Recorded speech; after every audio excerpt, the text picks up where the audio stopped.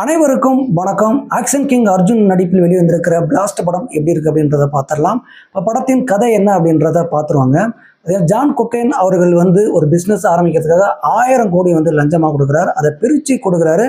பிரித்து கொடுக்கும்போது அதை செயல்பாடு கொண்டு வர்றதுக்காக பார்த்தீங்கன்னா அவங்க ஒருத்தரும் வேலை செய்யும் போது இங்கே கராத்தே மாஸ்டரான ஆக்ஷன் கிங் அர்ஜுனின் பொண்ணான பிரீத்தி முகுந்தனுக்கு இடையே ஒரு பிரச்சனை உருவாகுது. அப்போது களத்தில் இறங்குறார் அர்ஜுன் அவர்கள்.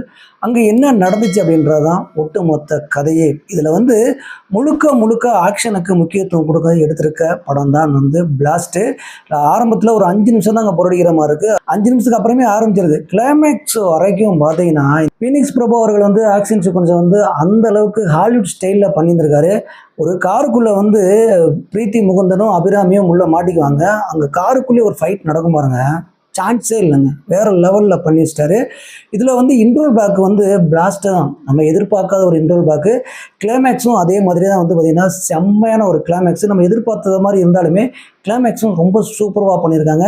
இதில் கதைக்கு எந்தளவுக்கு முக்கியத்துவம் கொடுக்கணுமோ அது இல்லாமல் ஆக்ஷன் சீக்வன்ஸுக்காகவே திரைக்கதை எழுதியிருக்காரு சுபாஷ் அவர்கள். பார்த்திங்கன்னா இயக்குனர் ஆரம்பத்திலே முடிவு பண்ணிட்டான்னு நினைக்கிறேன். சிம்பிளான ஒரு கதை தாங்க. ஆனால் திரைக்கதையில் எந்தளவுக்கு ஆக்ஷன் சீக்வன்ஸில் ட்விஸ்ட்டு சஸ்பென்ஸு த்ரில்லிங்காக கொண்டு போகணும் அப்படின்றத பார்த்திங்கன்னா எழுத்துடையவுமே கொண்டு வந்திருக்காரு நினைக்கிறேன். இது அப்படியே புரிஞ்சுக்கிட்டு ஃபீனிக்ஸ் பிரபு அவர்கள் சூப்பராக ஒர்க் பண்ணியிருந்திருக்காங்க.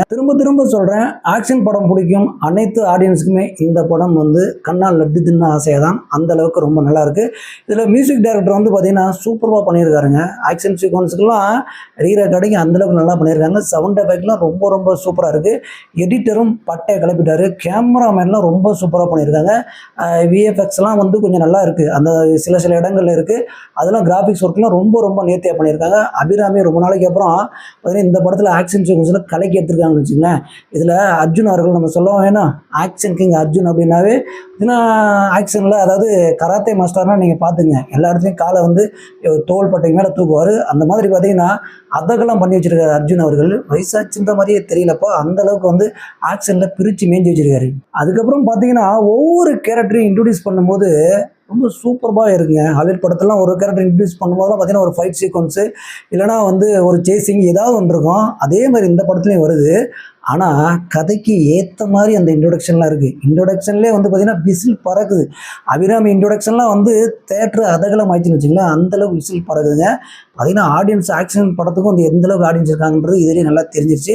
அப்போ படத்தில் எந்த மிஸ்டேக்குமே இல்லையான்னு கேட்டிங்கன்னா, படத்தில் லாஜிக் ஏகப்பட்ட லாஜிக் இருக்குது. இதெல்லாம் மறந்துட்டு பார்த்திங்கன்னா அப்படியே தொடச்சி வச்சுட்டு நீங்கள் போய் பார்த்தீங்கன்னு வச்சுங்களேன், படம் தெரிக்க வேணும். அந்தளவுக்கு சூப்பராக இருக்குது. ஏன்னா லாஜிக் மிஸ்டேக் ஆக்ஷன் படத்தில் இருக்க தான் செய்யணும்னு வச்சுங்களேன். ஏன்னா எல்லா இடங்களுமே ஆரம்பத்துலேருந்து இறுதி வரைக்கும் அப்படி தான் இருக்கிறது.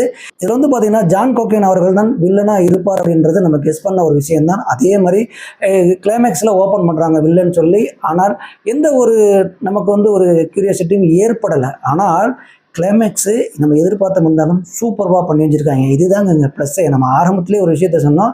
ஏன்னா கதைக்கு முக்கியத்துவம் கொடுக்காம, திரைக்கதைக்கு முக்கியத்துவம் கொடுக்காம, ஆக்ஷன் சீக்வன்ஸுக்கு திரைக்கதையில் முக்கியத்துவம் கொடுத்துருக்காங்க. டிஃப்ரெண்ட்டான ஒரு வித்தியாசமான ஒரு படம் கதைக்கலாம்னு வச்சுங்களேன்.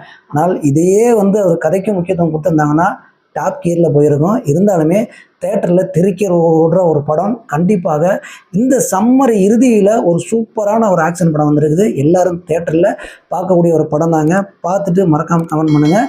அடுத்து இந்த மாதிரி பார்த்திங்கன்னா சினிமா விமர்சனங்களில் சந்திப்போம். நன்றி.